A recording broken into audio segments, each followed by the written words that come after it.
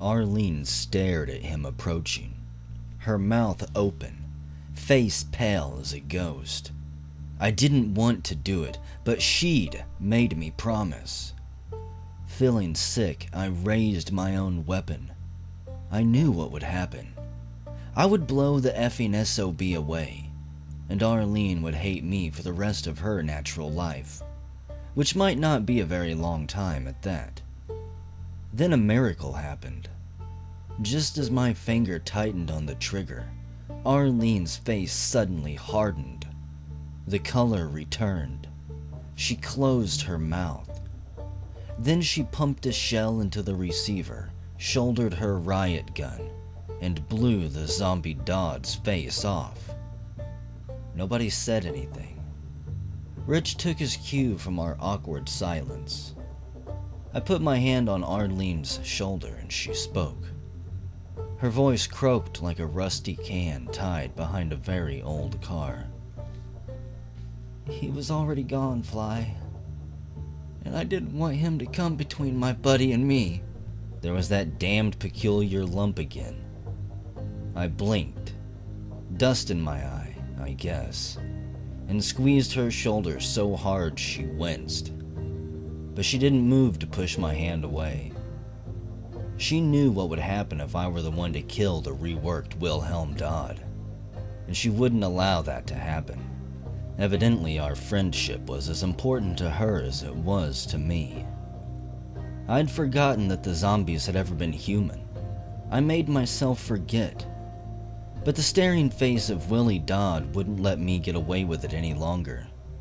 He was a man, a Marine, and very important in my life. Now that he was gone, I didn't know what to think about Arlene and me. Best not to think about it at all, I advised me. It was good advice, and I took it. Arlene was taking it hard, sitting on the floor. She put her head between her legs and took a series of long, deep breaths. I wanted to comfort her, but felt helpless. Arlene. I reached out to touch her. She shook her head and pulled away. Any other situation, I would have left her alone to mourn in private, but there was no privacy on Demos except the solitude of the grave. Rich understood what was going on and kept his mouth shut. I liked him more and more. I glanced at my wristwatch. A pointless act in this place, perhaps, but it helped somehow. A tiny act of useless normalcy. Arlene, I said, gently as I could. We've got to split. You need to pull it together. Leave me alone, she said, keeping her face turned away. Don't look at me. This didn't seem like a good time to push the envelope. I'd never seen her this badly shaken. Without another word, I sat down, back to back with her, and kept watch while she got it out of her system. Rich stood a little farther up the hallway, gun out, eyes averted.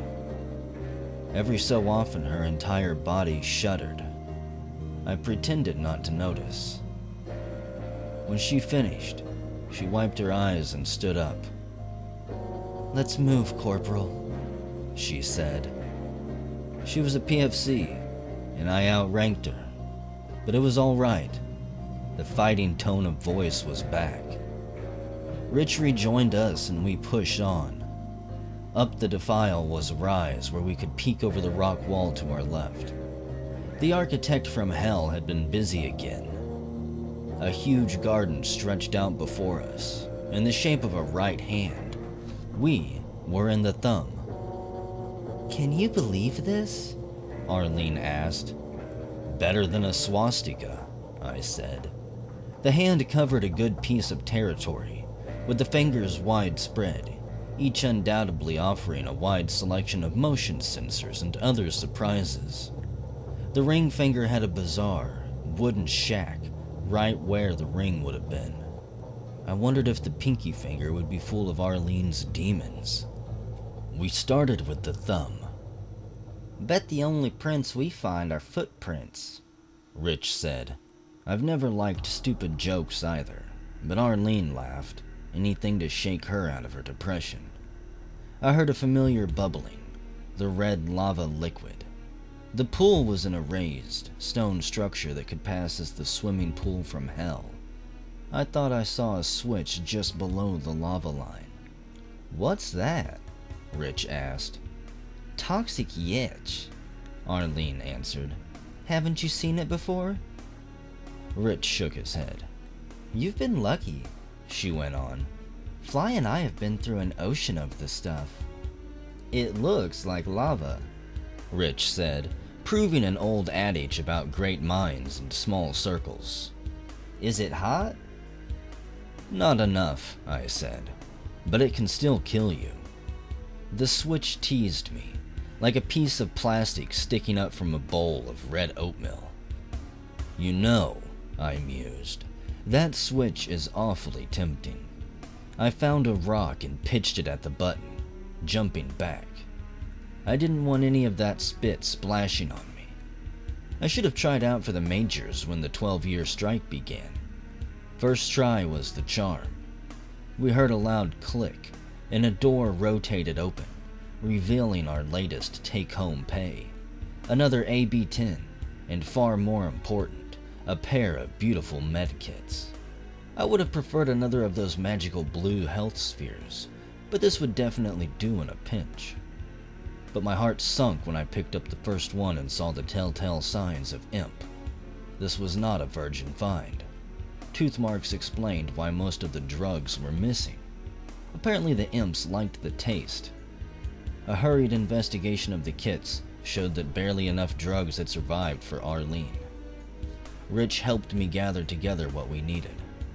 After cleansing her wounds with special care for the bad gash in her chest, I gave her painkillers and put on fresh bandages.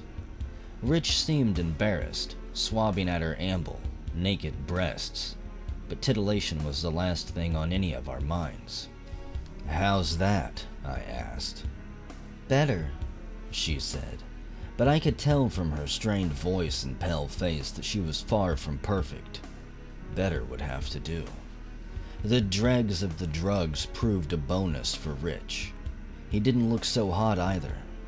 Coming down from the ceiling and snapping out of shock so quickly couldn't be good for anyone, and he'd been holding his own in combat instead of resting. I wish I could have offered him a needle of the stimulant I'd used back in the marble room on Deimos, but stimulants seemed to have been what the imps were after. The vials were all empty.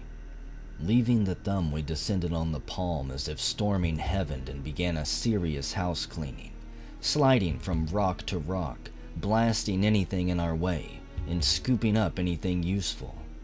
The opposition was feeble, hardly worth mentioning except to say that they all died quickly. Arlene lucked into finding a rocket launcher of her very own. Then we helped her locate the little battery-sized rockets that were nearby. She collected 7 of the little darlings, and I showed her where to stick them, and taught her the forbidden lore of proximity fuses and firing rings. We were so happy about the find that we must have sent out a subverbal signal. Monsters don't like humans being happy. We were ambushed by 6 former comrades at arms and ex-UAC workers, 4 imps, 3 demons, 2 flying skulls, and a partridge in a pear tree. I'm lying about the pear tree. In the ensuing carnage, Arlene used up every rocket, but at least she could never again say she hadn't been checked out on the launcher. Arlene and I barely worked up a sweat. Rich was getting good at the game. He was a good draft pick. He'd been doing some thinking that he was eager to share with us. Arlene still seemed numb from the discovery of Wilhelm, but I was ready to get to know this new Rich better.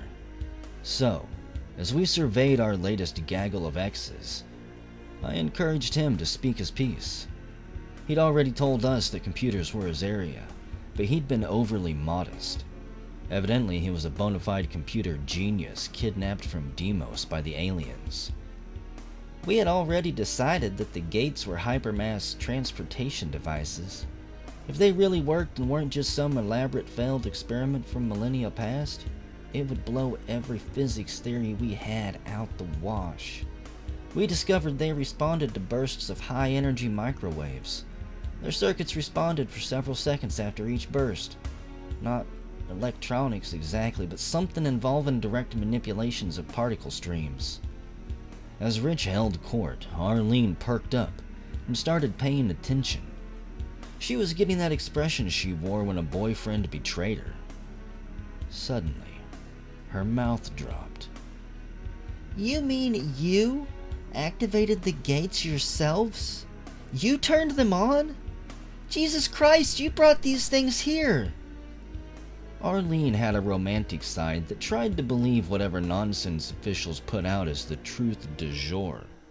I'd gotten over that sort of silliness long before I joined the Corps. It wasn't a long-term healthy attitude for a jarhead. I think we brought these aliens through the gate ourselves, in a way, Rich admitted pathetically. But it was on accident. Ah, an accident, I snorted. Well, that certainly relieves everyone of any personal responsibility. Rich continued, not noticing the irony. I think now that whatever these creatures were, they were listening to the gates. Maybe they were trying to fire it up from their end. And until we answered the phone, they couldn't do it. But yeah, I guess we let them in. Anyway, I don't believe these are the creatures that built the gates. That's what we figured, I said. You got anything more substantial than a gut feeling?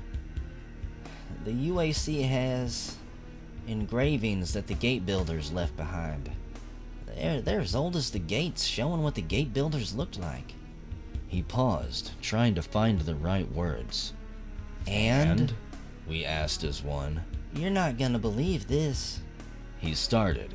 After what we've been through, we'll believe anything, I said, launching a preemptive strike. Well, they look like something out of H.P. Lovecraft, he said. I knew it, Arlene said. She still looked furious. Am I the only person in the solar system who never read this guy? I asked, irritated. The first one of you to talk about anything eldritch is going to get a rocket right between the eyes. Rich looked at me like he thought I might be serious, but a big smile from Arlene put him at ease. He swallowed hard and said, They have snake-like trunks with multi-limbed upper torsos. No visible head. And they'd have to move like sidewinders. How big? Arlene wanted to know. Up to 10 meters long, he answered. They didn't say it, but I just knew they were both thinking, ooh, eldritch. I agreed. I'd bet my life we haven't met the real intelligence behind this. Arlene joined in. Bet something of more value than that, Fly. What value do you think an insurance company would put on us? I don't gamble, Rich said with a straight face. And I have met the... what you call it? The mastermind? That spider thing. It's in charge, I'm positive. Tell us more, I requested. He shuddered. I knew how he felt. Theory was one thing, close contact another. So far as I can tell, the spider thing has real intelligence, he said. It's spoken clear English. I wasn't about to doubt him after my experience with the imp back on Phobos. What did it say? Asked Arlene. Well, first it started asking me questions. It started with simple yes, no, true, false. I tried to lie a few times, but it already knew a lot, and I got caught. What was its response to a lie? Rich shrugged. Didn't seem to care emotionally, but it punished me. Horrible stuff, but all hallucination. You know how you're having a dream, and you dream that you're absolutely terrified? The spider mind thing can do that. I can see why people who encountered one of those, maybe thousands of years ago, could think they'd died and gone to hell. He shuddered at the memory. But the fears were all unreal, and after a while I realized I could take it. You just have to accept being afraid like you've never been afraid before. But if it can't break you with fear, it doesn't know what to do next. What did it do to you? It started ordering me to reprogram all the Phobos and Deimos equipment. When I refused, it tortured me with more and more fear itself, which is what I started calling the hallucinations. When that didn't work, it hung me from the ceiling with its webbing, like it was saving me for later. I got the impression it needed to find out more about humans so it could figure out how to crack us. Meanwhile, I think it just went looking for a more cooperative programmer. I'm sure it would have killed me when it found one. To find out more about humans, I repeated, feeling a chill. Arlene, do you think all this crap that's been thrown against us? She glared at me, then glared at the deck. She knew what I meant. She knew it made sense. We had been the secondary information sources. Had we given the mastermind anything useful? Made her day. I hoped not. Describe the monster, Arlene said. Rich gritted his teeth. It's like a huge, brain-like thing inside a mechanical, spider-like body. What about the weapons? I asked. Ringed with more weapons than you can imagine, Rich said. I doubted that. I'd reached the point where I can imagine quite a lot. Actually, I was glad to receive Rich's news. A leader alien meant we had something to really fight. I was exhausted cutting off the inexhaustible limbs of this army. I was ready for a general. The new information cheered up Arlene as well, bringing color back to her cheeks. She and I didn't need to talk about it. We were on the same wavelength. We shared our theories with Rich, especially the one about Deimos as a spaceship, and what we had discovered about the hyperspace tunnel. He had already guessed a lot. Then we continued our journey up the ring finger, where we'd seen the shack. We ran into one Spectre, hardly a match for the three of us. I couldn't help contrasting our casualness now with my terror at seeing my first zombie. Nowadays, I was almost Blaze. We prowled our way up to the ancient, crumbly wooden hut. Hell needed a facelift. Check out the lock, Arlene said, grinning like a girl with a Christmas of accessories for her favorite doll. I love these. Why? I asked. They take an old-fashioned key. I'll help you look for it, Rich said before I could. Hell with that, she said. I've already got one. She dismantled one of the pistols. Then she took the gas expander stabilizer spline for a flexor, and the fixed end of the magazine advance spring for a tensor. It took her just 5 minutes to pick the lock. Where'd you learn that? Rich asked. I read a lot of comic books. You need help putting that back together? I asked with a straight face. I couldn't resist teasing her a little. She rolled her eyes and reassembled the piece in nothing flat. She made us wait until she was good and ready to open the shack door. Inside was a switch. Surprise, surprise, surprise, as our patron Saint Gomer might say. Arlene did the honors, lowering the wall ahead, revealing a hidden platform containing a dozen dead, mangled, squashed imps and a teleport pad. It's about that time, she said. I want a new travel agent, I said. We teleported and stared, stunned into angry silence.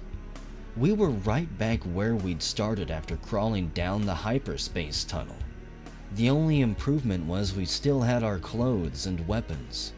And Rich, of course.